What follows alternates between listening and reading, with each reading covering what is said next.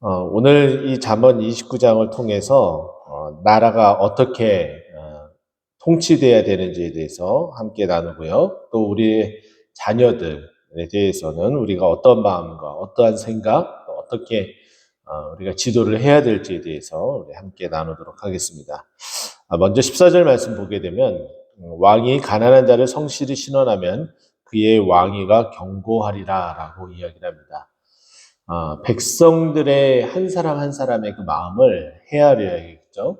특별히 부자이거나 그리고 어느 정도 자립적으로 살아갈 수 있는 그 사람들은 누가 뭐를 이렇게 특별히 타치하지 않아도 잘 살아가는 어떤 그런 부분들이 있습니다. 그렇지만은 가난한 자들은 그렇지 않게 되죠. 도와줘야 됩니다. 그래서 오래전부터 복지에 대한, 사회복지에 대한 부분들이 많이 이제 발전이 되어지고, 우리나라는 이제 근래에 들어서 더 많이 사회복지가 이제 발전하게 되는데, 남을 돌아볼 수 있는 일들이 있어야 됩니다. 특별히 이제 구약 성경을 통해서, 그리고 또 우리 신약 성경을 통해서 보게 되면은, 항상 하나님께서는 가난한 자들의 편에 섰다는 것을 우리는 잊지 말아야 됩니다.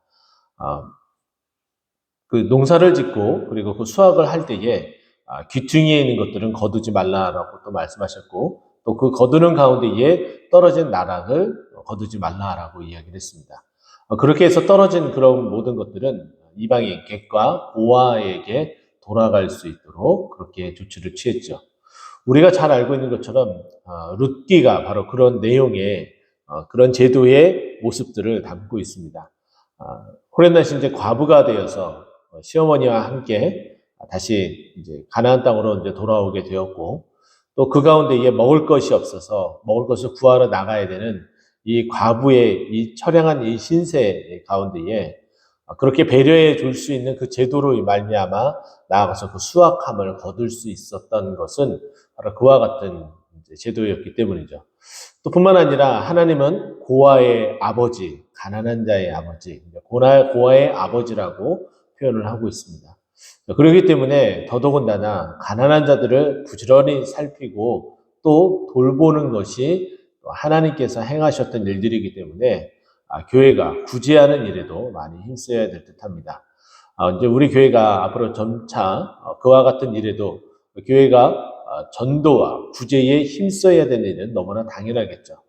우리가 잘 알고 있는 것처럼 초대교회 안에서도 구제하는 일들이 공평하지 못함으로 좀 시시비비가 좀 있었죠. 그런 가운데에 기도하는 일과 말씀 전하는 일에 사역자들은 전무를 하고 구제하는 일들을 조금 더 신경 쓰기 위해서 집사를 따로 세우는 모습들도 보게 됩니다.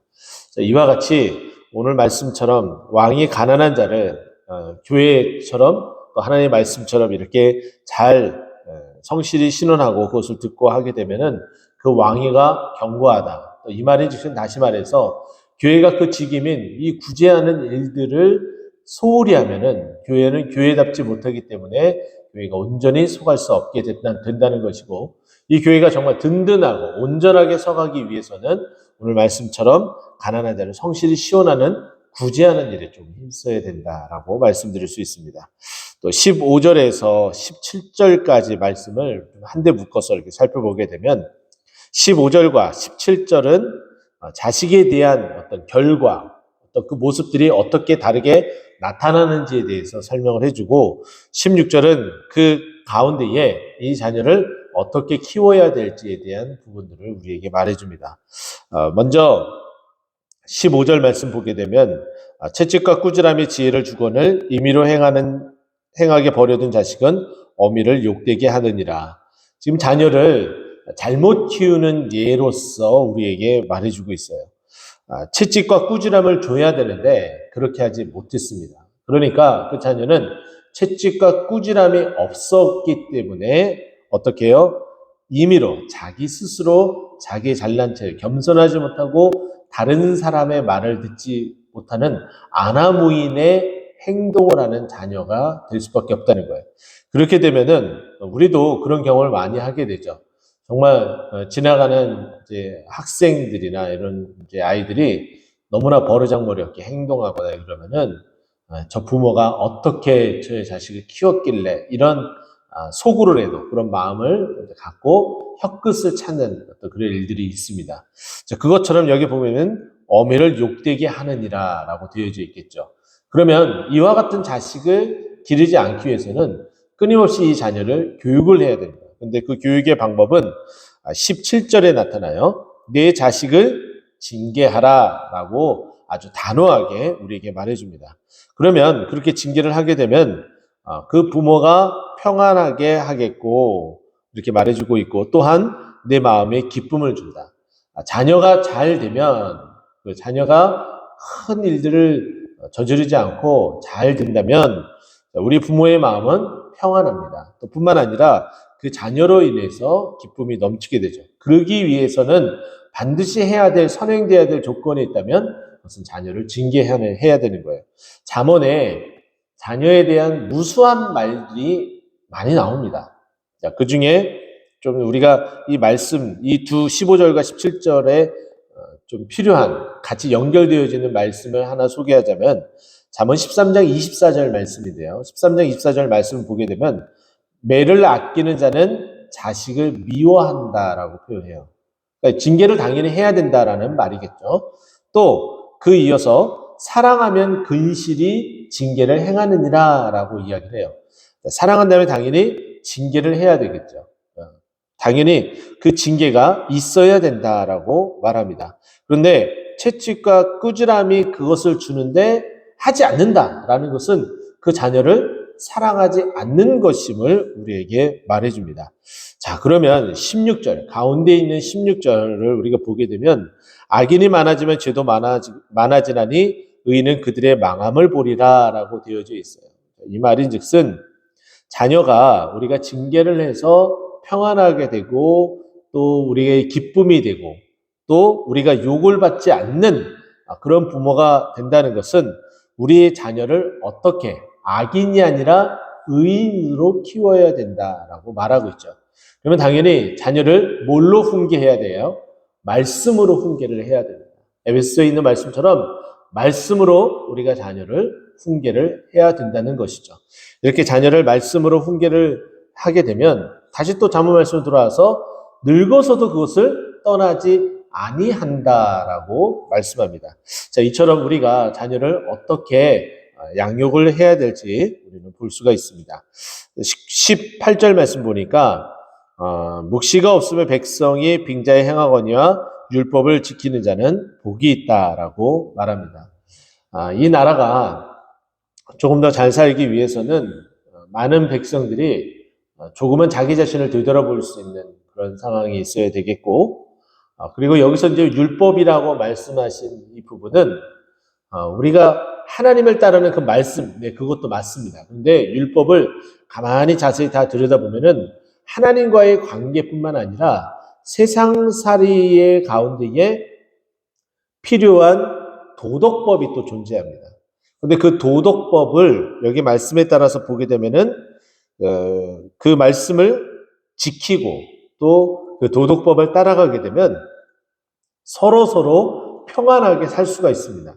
반면에 그 율법을 지키지 않고 자기 임의대로 자기 이익대로 살아가게 되면 서로 정말 불편한 관계가 되고 폭력이 또 힘이 모든 것들을 좌우하는 그런 세상이 되어버리죠.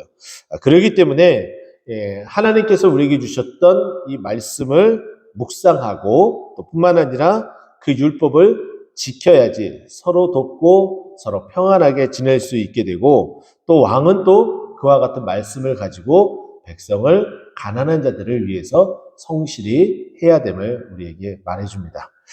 자, 마지막 19절 말씀을 보고 싶은데요. 좀 특이한 말씀입니다. 갑자기. 자, 종은 말로만 하면 고치지 아니하나니 이는 그가 알고도 따르지 아니함이라. 종의 특성에 대해서 말하고 있습니다. 알고도 따르지 않는다. 정말 이런 일이 있을 수 있을까라는 생각을 하게 되겠죠.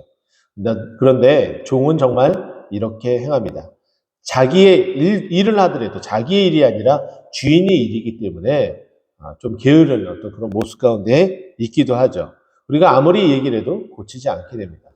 저는 이 말씀을 이렇게 좀 생각을 해봤으면 좋겠어요. 우리가 때로는 서신서를 보게 되면은 그리스도의 종이라는 표현이 많이 나오게 됩니다. 사도 바울도 다른 여타의 사도들도 자신을 종으로 소개하는 일들이 있게 되죠. 또 반면에 우리는 어떻게 하나님 앞에 우리를 고백을 하냐면은 우리가 주의 종입니다라고 표현도 하기도 하지만은 우리는 우리 스스로가 또 하나님께서 우리에게 말씀하셨던 것처럼 우리를 하나님의 자녀다라고 표현을 합니다. 종하고 자녀는 완전히 다르겠죠. 종은 상속을 받을 수가 없습니다. 그러나 자녀는 하나님의 그 부모의 유산을 상속을 받을 수 있는 존재입니다. 자, 그런데 종은 말로만 하고서 고치지 않지만은 우리는 자녀이기 때문에 부모님의 그 사랑의 징계를 받기 때문에 나에게 꾸준함을 하고 나에게 지적을 하더라도 그것이 사랑이라는 것을 알기 때문에 고치려고 한다는 거죠. 그것이 한두 번, 여러 번 반복하더라도 끊임없이 그 부모는 그 자녀에게 그것을 징계할 터이고 자녀는 그것이 안 되더라도 계속해서 끊임없이 바꾸려고 해야 되는 것이 자녀들의 모습입니다. 왜냐하면 그렇게 하는 것이 부모를 기쁘게 하고 욕되게 하지 않고 부모를 평안하게 만들 수 있기 때문입니다. 그렇기 때문에 여기에 말하고 있는 종은 말로만 하면 고치지 아니한다. 근데 우리는 자녀이기 때문에 하나님께서 우리에게 말씀하시면 우리는 고치는 인생이 되어야 되겠고 또 알고도 고치지 않는 종의 모습이 아니라 우리는 자녀이기 때문에 알게 되면 곧바로 수정을 하고 시정을 해서 하나님 보시기에 기뻐하고 또 우리를 인하여서 즐거워하는 우리 부모, 우리 주님을 만나게 되는 우리 주님을 그렇게 기쁘게 즐겁게 하게 되는 그런 자녀가 되었으면 좋겠습니다. 그래서 오늘 나라 그리고 뿐만 아니라 우리 자녀 그리고 내 자신이 어떻게 하나님 앞에 순종하고 또 말씀에 따라서 살아가야 될지 함께 보았습니다. 이 말씀대로 오늘 하루도 또 우리 인생도 그렇게 되어지기를 간절히 축원드립니다. 기도하겠습니다.